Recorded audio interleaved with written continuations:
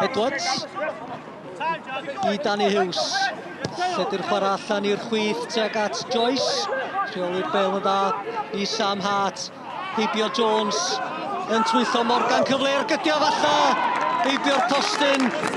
Cyfle cynta'r gêm i'r tîm sy'n ceisio dringo i frig uwch gyngred Cymru.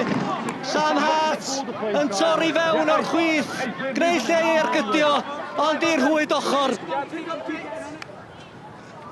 Kick goal felly gan Mike Lewis. Dix yn ei ffenio hi nôl. Dyn felly'r a Chris Hugh. Yn chwilio am reidiad. McLagan o Roberts ymell allan o'i gol. Sainty, heibio'r postyn. Dihangfa i Dave Roberts. Yr ergyd gan Callum Sainty'n llawn dychymyg.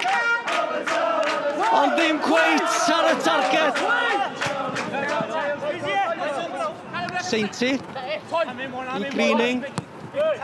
Webb. Ond gryfach na Taylor. O heibio Edwards yn hawdd. Danny Shaw sydd arno. Ond yn siomedig gan Webb yn y diwedd. Ddim yn siŵr os oedd am groesi neu ar gydio efallai. Ryan Edwards ar gornel. Thomas yn penio. O Sadler yn oedi Dix. Mike Williams yn troi ac i gefn yr hwyd. Mike Williams yn yr amser ychwanegol ar ddiwedd yr hanner cyntaf roi Llandudno ar y blaen.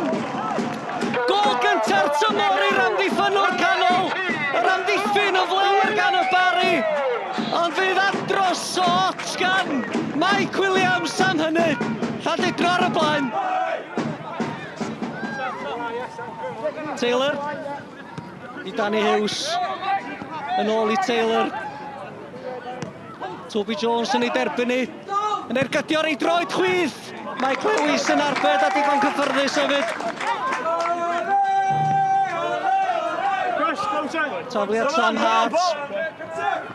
Greening. Jones. A Sadler yn rheoli. Chwilio am McLagan.